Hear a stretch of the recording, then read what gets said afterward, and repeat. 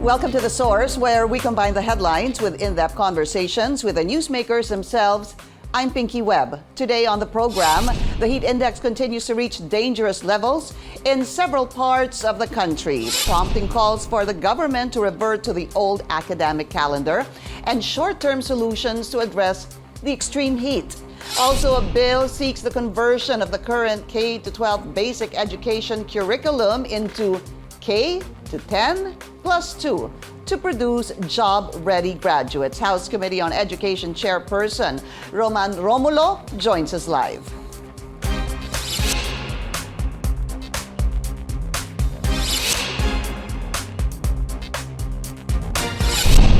With scorching heat across the country, several groups are appealing for the government to take a more proactive role in protecting students and teachers from the dangers of possible heat exhaustion or even heat stroke. President Bongbong Marcos says they are close to deciding if learning institutions will revert to the old academic calendar where the school break runs from April to May. But for a lawmaker, the decision to change the summer break needs to be more data-based. Let's go straight to the source of the story. We have House Committee on Education Chairperson and Pasig City, Representative Roman Romulo. Congressman, pleasure to have you. Yes, good morning, Thanks Pinky. for taking time out. Thank you also for having me here so that we can talk to you and, of course, to all your viewers and listeners. Let's start with what's been talked about the past couple of days or even weeks, extreme heat. Yes.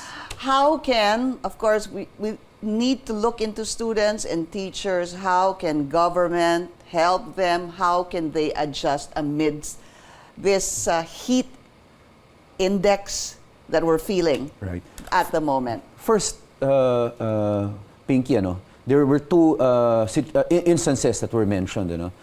I mean, in the media. The first one was the time when I think a lot of students had dehydration. But in that case, if you will recall, that there was a fire drill that was conducted. Yeah. The second one was classes were held in Mindoro, I think, in a town in Mindoro. But at that city itself, the school itself had no electricity. So again, in both instances, if we had used practical solutions, a little common sense, I think right now the heat index, not only in the Philippines but globally, it's really getting too warm. So right now we're in the midst of exams, we're in the midst of classes already. So I think all of us should, it's not only for government, but everyone should join together for in order to preserve the health of students and our teachers. It's really being practical first and common sense. It's too hot. Let's not have any outdoor activities first. Even indoors, if it's just too warm, why will we have a sports activity at the, let's not have one if it's in the height of the heat, as Pag-asa would tell us. Secondly, I think it's always to remind students and teachers that water, we have to have drinking water. Thirdly, if you don't feel well, or you see your child or yourself, not feeling well, I think, it should be incumbent upon you also to discipline yourself. And I think the Department of Education... So you have to be more sensitive to how you're feeling, no? Exactly, yeah. Okay. It's really practical and common sense solutions. But that's the thing though, Congressman, no? Kahit nasabihin po natin that we have to be a little bit more sensitive, medyo kung masama na yung pakiramdam mo, umuwi ka na, di ba? Or huwag ka nang pumasok. Yes. Ang problema kasi ayaw din siguro mag-absent. But let's talk about, it's good you mentioned that common sense because sabi mo, a little bit of common sense. Kaya lang, as you mentioned a while ago, in some of the instances, nag-earthquake and fire drill. Yes. O nagkaroon sila ng heat exhaustion. And that was implemented by the school itself. Yes. But so, let's learn from that. I mean, moving forward, maybe at the time, sometimes when you hear the heat index rising, you tell yourself, we can do that, kaya natin yan. But now we obviously, that was a good example, hindi talaga pwede. Okay. So now we adjust. Again, we just move on, we adjust until we are able to come up with a database solution on whether the academic calendar must be shifted or not. I want to talk about that a little later on. Here's something also that I wanted to find out from you. School officials are given the responsibility to decide. Right. Let's do online learning for now. Right. How does that work? I mean, do they look at the day before, mainit kahapon, okay, so tomorrow hindi tayo pupunta sa eskwelahan? Or is this, there has to be some sort of a system, like for the next 3 days, for the next week. Paano ho ba yun? That's correct, Pinky. Maybe we should veer towards that. But first, one size will not fit all. I mean, there are places that are too hot in the Philippines. There are places that Pag-asa would say bearable. Not cold, but it's warm, but bearable. So it's really, I think, the DepEd order saying that a principal or head of school must be given that authority to suspend classes. Because it's not one size fits all. It's different all over the country. I understand that. Sorry to interrupt, but my Yes. point is, can you interrupt that day? Oh, Ang hirap naman ata yes. nung ganon. Hindi ho ba dapat medyo may pre-planning? Ibig ko Correct. sabihin natin, mainit kahapon. Alam naman natin na possibly in the next 2 days, halos ganun din siguro more or less yung magiging temperatura. So dapat siguro meron ng early abiso dun sa mga students and teachers. Right. In that sense, I agree. Maybe DepEd should put some, what's the temperature? Because Pag-asa naman has that 5-day forecast. It has the day before. I think we should all listen to that. I mean, sometimes it's incorrect. But again, we should err on the safe side. If they say that tomorrow it will be too warm, then what's it to err on the safe side and say no classes first? Let's shift to the alternative mode, which is either modules or online. But again, that's why it's important also to determine the academic calendar, because online does not work. Yeah. I mean, Yeah. we've seen that not only in the Philippines, but globally, online does not work. I mean, especially for grades 1 to 3. Well, understandably, it's an emergency case Right. situation, di ho ba? I was just bringing that up kasi kung araw-araw magkakaroon ng desisyon yung principal or the school officials whether papasukin sila o hindi, that's also, I don't know, it doesn't seem right as well para sa mga estudyante. But anyway, it's up to them. I just wish that there was a better, siguro planning prior Yes. to announcing But in that fact, we will do online. Pinky, and to be fair to our school heads and teachers, in fact, in my district, Pasig, the other day when I was going around, some of the teachers were telling me that they're already holding meetings with the parents, with the fellow teachers and students, so that they can all come up with a system. And that is the way it should be. Right. They're coming up with a system on how to deal with the heat in the event that it's going to be too warm. How do they inform each other? What will be the alternative mode? And I think students, teachers now taking the lead in that is the way we should go, because that is the way we really should help one another in this case, because it's not one size fits all. Depends talaga on the location you have. Shifting, there was also a proposal, maybe veer away from the 10 a.m. to 2 p.m. school hours and just do 2 shifts, 6 to 10 and 2 to 6. Does that work? I think that will work. Not only that, even the school uniform, there's a proposal that we're not too strict on that. We should be lenient even with the teachers. I think all these adjustments, these are practical solutions that we're talking about that must be done, and must not only it shouldn't even be, it should be done already, because it's obvious. I mean, it's warm. Whatever we will say, it's really warm outside. The problem really, or the challenge really, is that we only have 2 seasons. It's either rainy or dry, wet or dry. So when it's the rainy season, we also have challenges. Absolutely. In fact, based on some data that I've already seen, sometimes in some regions, 30 days are lost, in fact. And of course, because of flooding. Yeah, because classes are canceled because of the typhoon, rain. Yeah. or it's sometimes used as an evacuation center. That's right. In fact, yeah. so again, there are many challenges. And again, at the end of the day, what is primordial is the health of the teachers and the students, and the continuity of learning. So let's summarize that. For now, what can be done? What are the little adjustments that can be done? For now, the little adjustments: first, the school uniform. Secondly, for the school head and the teachers to get together with the parents so that they have their own alert levels. Third is that I think we can adjust school hours also, and shorten it. Yeah. Shorten the school hours. We don't. That's why it's important for reading, because the moment a student knows how to read and understands, he or she can be he or she's own teacher. Yeah. Extending the, they wanted to find out about expounding the school uniform.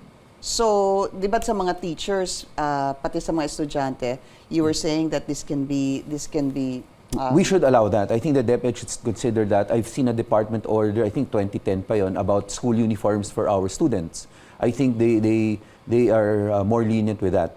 I think So if they there- can use casual. again, sometimes nga ba it's tawag best. na nung bata tayo? Sometimes it's best to clarify. I think DepEd should come up with a specific Yeah. order on that, so that everyone does not have to look at old department orders.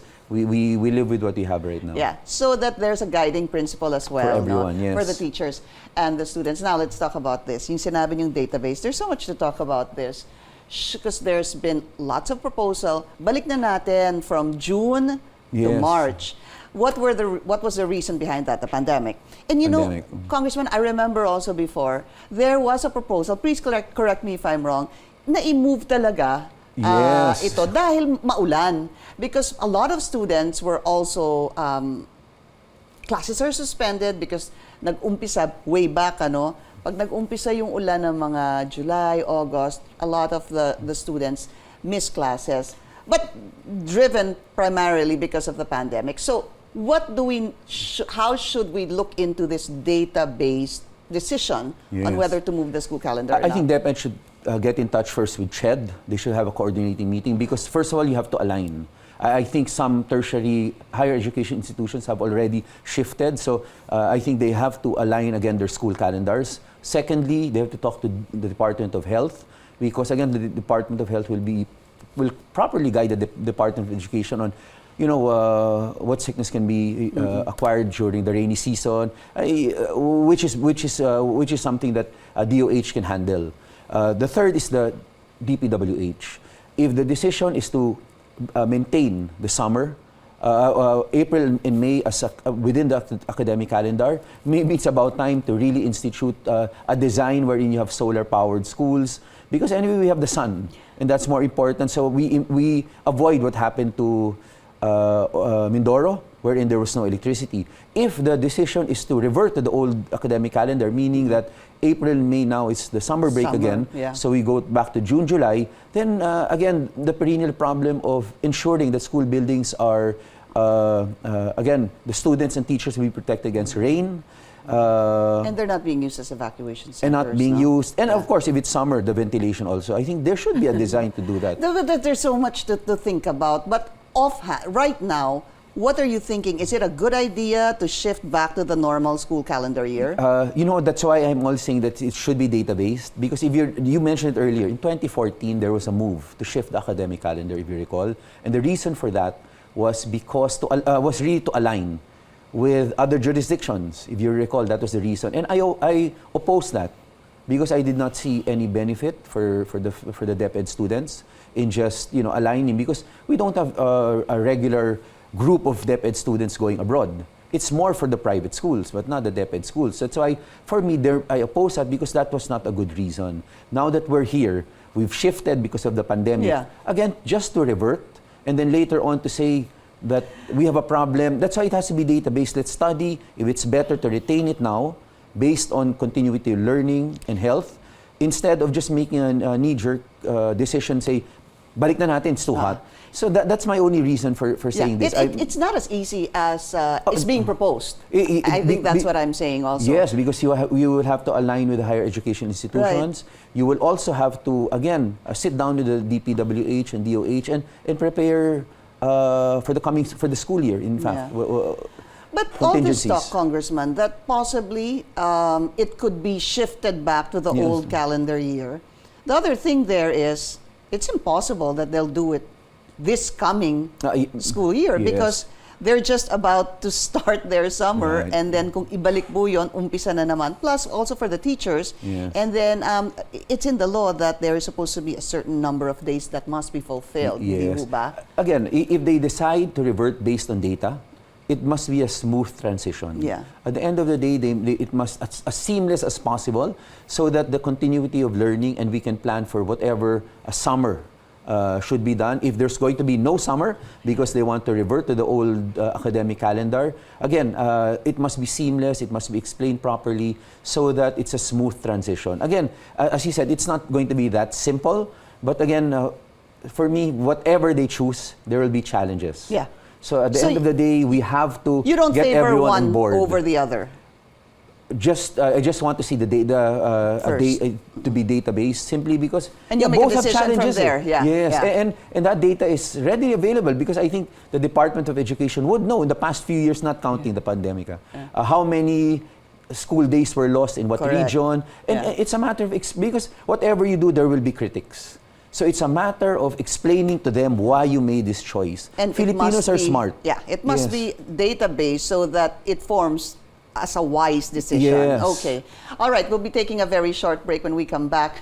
From K to 12 to K to 10 plus 2, Congressman Roman Romulo shares his thoughts. This is The Source on CNN Philippines. Please stay tuned.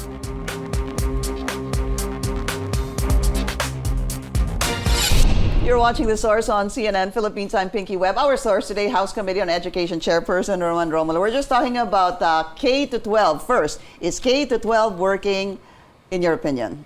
Well, obviously everyone's saying it's not working. Adjustments must be. That is why we have an EdCom 2 right now. We have an education summit because the different education stakeholders, based on surveys and reports from our industry and even from our colleges and universities, say that there's something, adjustments must be made. That is exactly why we have this EdCom 2 right now, because we're taking a look not only at grades 1 to 3, 4 to the junior high school, but also the senior track itself. Because the commitment in K to 12 was once you graduate from K to 12, you are ready for higher education institutions, or you are readily employable because you have the right skills. Sa madaling salita, either pupunta ka sa college o makakatrabaho ka. Yes, but okay. It doesn't happen. In fact, based on surveys, industry employers are saying that soft skills are not there. They're saying that not enough. Yeah. So that's why we have to adjust. But when that came out, I wanted to expound on that, the issue on soft skills, which I was trying to understand. No? Was that because of the pandemic? Or was it really even prior to the pandemic? Ganun na? Even though I think the World Bank study says that prior to the pandemic, there was already a problem.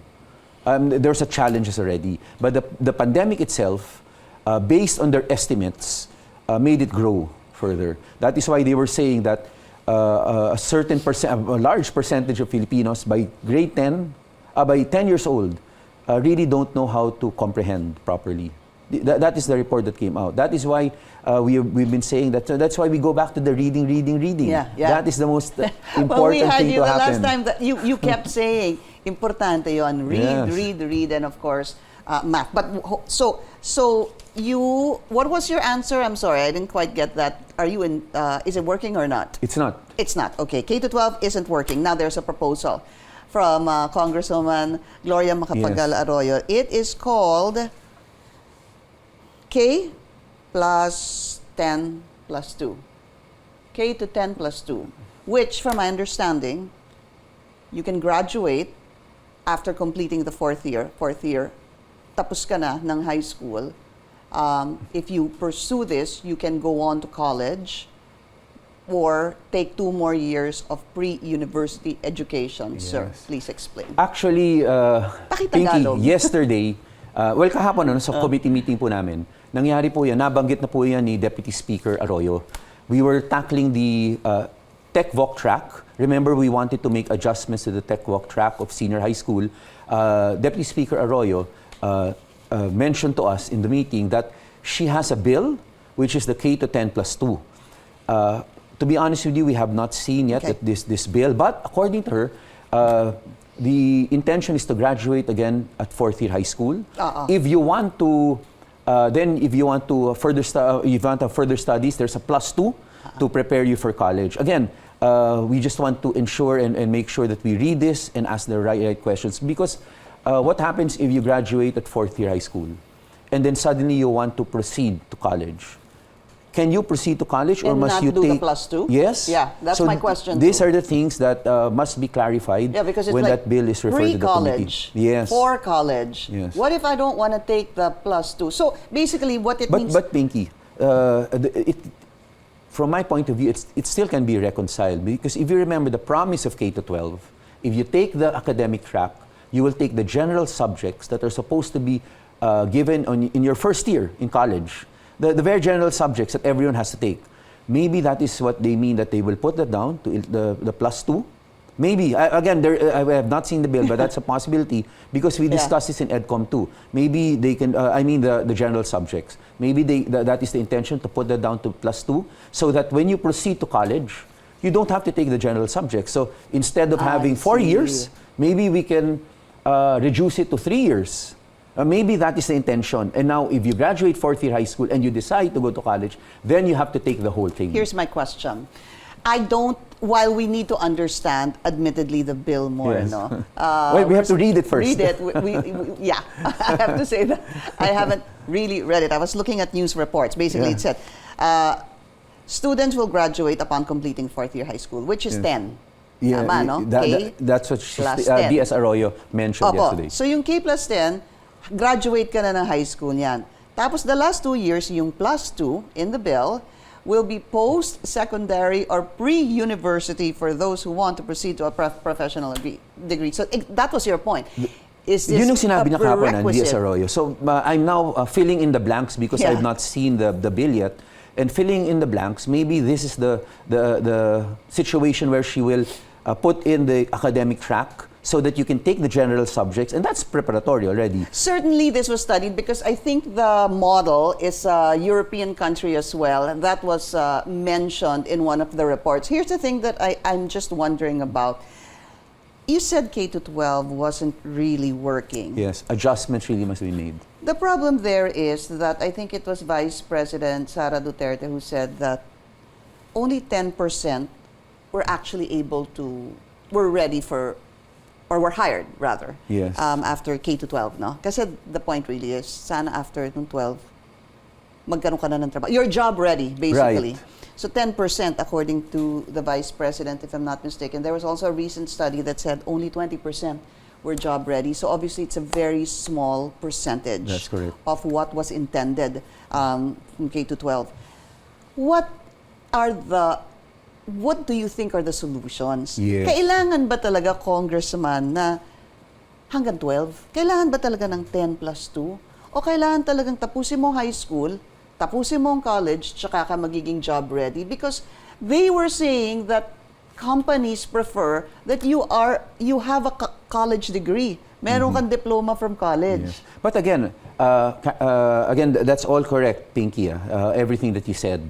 We have about 30+% going to the tech voc track, just about probably slightly less than 5% going to the two tracks, the arts and design and the sports track. Yeah. So really majority are in the tech voc track and the academic track. So that 30%, theoretically, they should be job ready.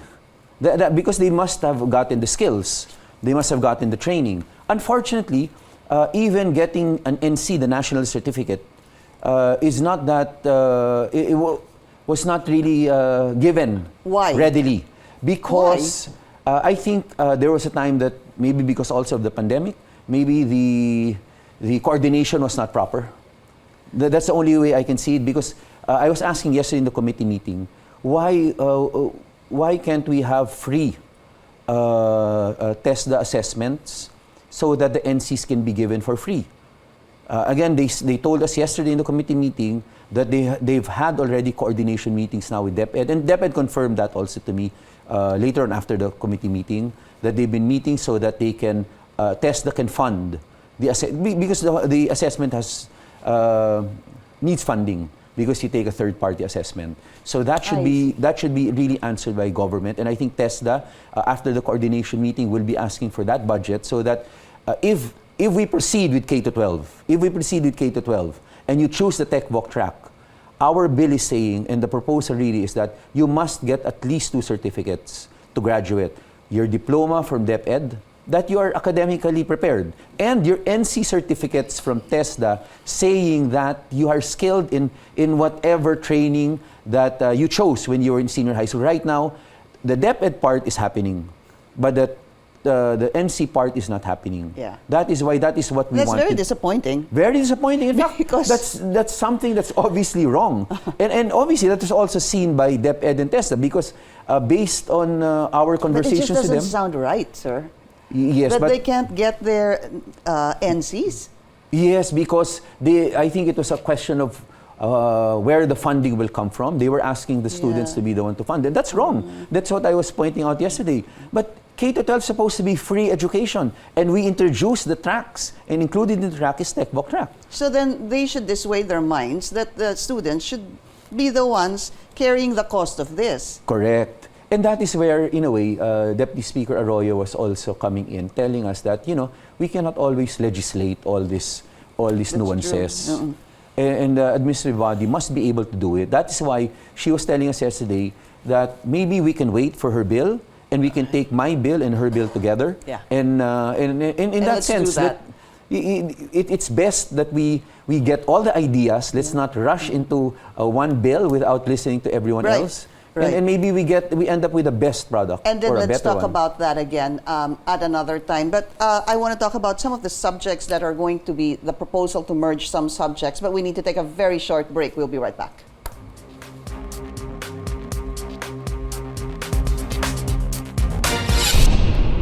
All right, we're back. So let's talk about these subjects that can or could be merged. It's a proposal from the DepEd. This is arts, physical education, and social studies. I'm sure you're happy about this. Sabi mo, grades 1 to 3 dapat read, math. Tama yes. ba? Pinky, right now they have 7 subjects.